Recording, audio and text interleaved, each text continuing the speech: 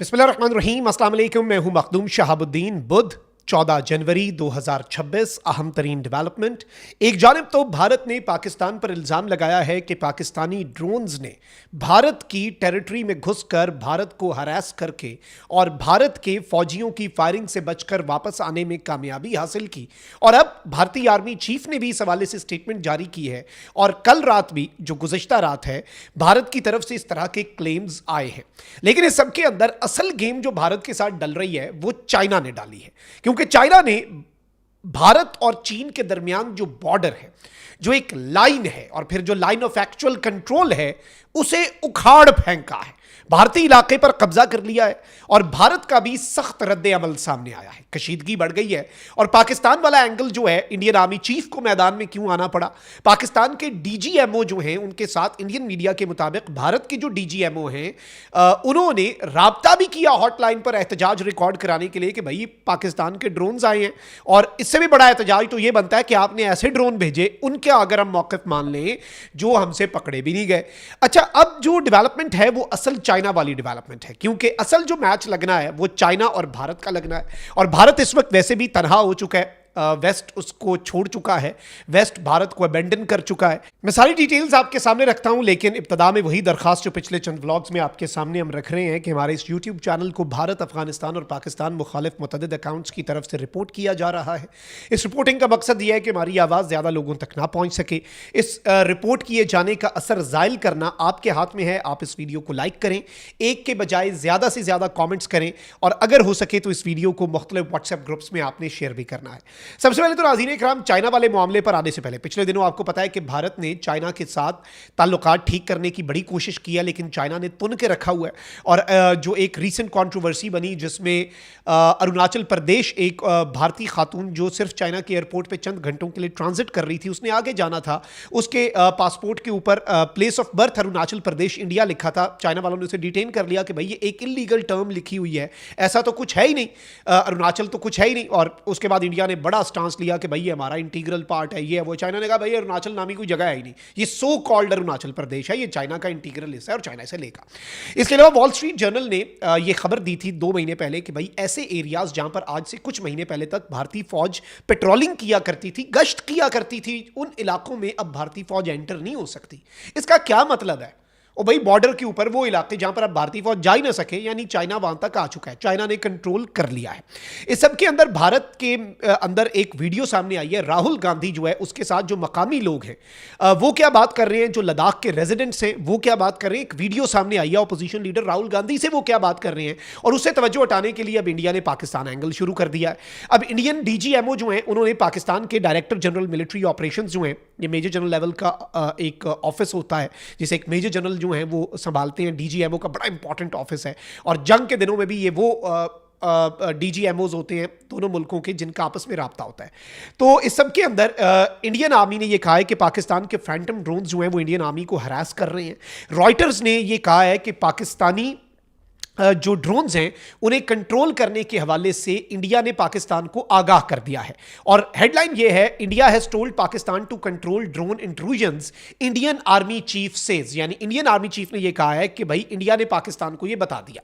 अब रात को भी नाज़रीन कराम ये खबरें चलाई गई कि भाई पाकिस्तान के ड्रोन्स आ गए हैं। अब पता नहीं ये पाकिस्तान के ड्रोन्स हैं, क्योंकि इंडियन मीडिया ने यह तक कहा कि हमने फायरिंग की है, लेकिन ये वापस चले गए जिधर से भी आए। पाकिस्तान ने ड्रोन इंट्रूजन का क्लेम जो है उसे रिजेक्ट कर दिया है एज कंप्लीटली फेक।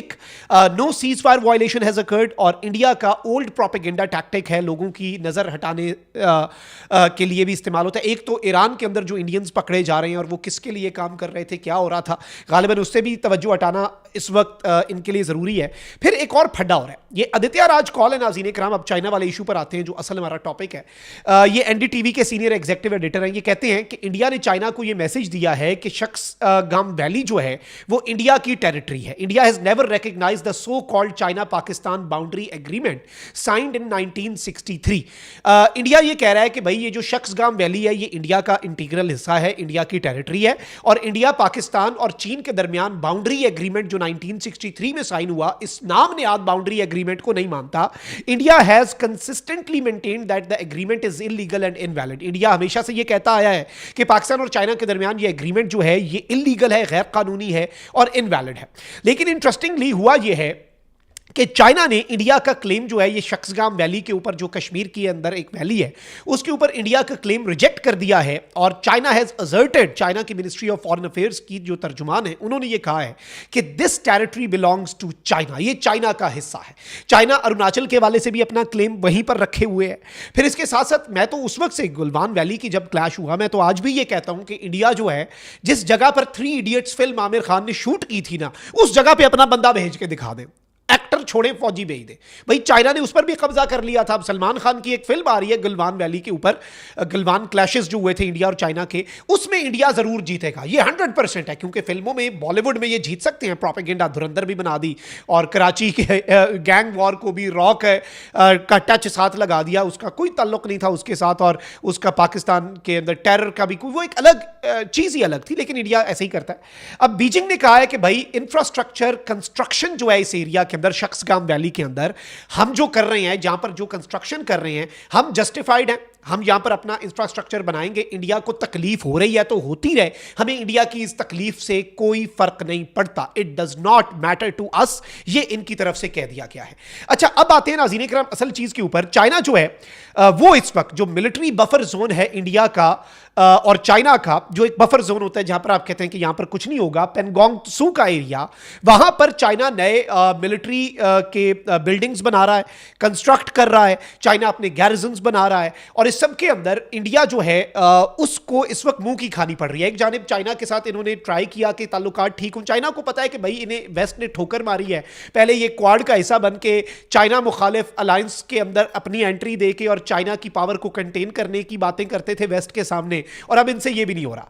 अब नाज़रीन इकराम, जो लद्दाख के रेजिडेंट्स हैं उन्होंने राहुल गांधी जो है उसके साथ गुफ्तगू की, और एक वीडियो क्लिप जो है नाज़रीन इकराम वो इस वक्त भारत जोड़ो यात्रा एक राहुल गांधी की है, उसका एक क्लिप बड़ा वायरल हो रहा है। और इस वक्त इंडिया के अंदर ये क्लिप इतना वायरल है जिसमें एक रेजिडेंट, मकामी लोग हैं ना, आम लोग हैं, सादा लॉ लोग होते हैं, गांव वाले लोग होते हैं, बॉर्डर एरियाज में आपको पता है कि कोई बड़े शहर तो नहीं बसे हुए होते बॉर्डर के ऊपर, तो उसमें इसने कहा कि China has taken 6 to 7 kilometre of our grazing land, but it's sad that PM has said not an inch of our land has been taken.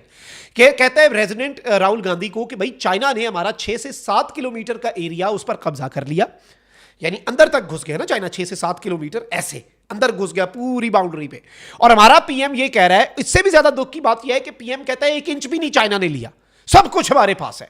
और अब नाज़रीन इकराम, इवन इंडिया के अकाउंट्स ये कह रहे हैं कि now the same Modi is allowing same China to build core projects in India and they talk about nationalism. China के प्रोजेक्ट्स भी चल रहे हैं, चाइना कब्जे भी कर रहा है, चाइना अपना काम भी कर रहा है जो चाइना ने करना है, चाइना अपनी स्ट्रैटेजी को भी आगे लेकर बढ़ रहा है। मोदी क्या कर रहा है? चाइना ने तो बॉर्डर उखाड़ फेंका ना, बॉर्डर के पल्ले क्या रह गया पीछे जब एक बॉर्डर एग्जिस्ट ही नहीं करता।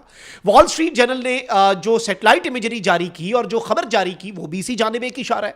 भाई दुनिया का मीडिया झूठ बोल रहा है, आपके अपने रेजिडेंट्स झूठ बोल रहे हैं, चाइना झूठ बोल रहा है, एक अकेला मोदी का गोदी मीडिया सच है जिसके ऊपर इंडिया ने पूरी दुनिया को आगे लगाया हुआ है। अब पूरी दुनिया ने इंडिया को आगे लगा दिया। विश्व गुरु कहते थे ना, टीचर ऑफ द वर्ल्ड, वो विश्व सेवक भी नहीं है अब आप लोग, और ये एक रियलिटी बन के रह गई है। क्यों?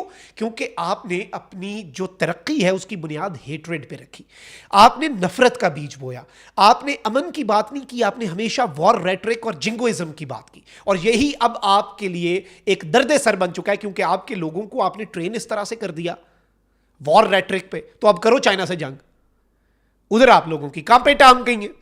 तो ये एक चीज है जो इंडिया के लिए बड़ी प्रॉब्लमैटिक है, और अब इन चीजों से तवज्जो हटाने के लिए पाकिस्तान वाला एंगल खेल रहे हैं। पाकिस्तान तैयार बैठा है।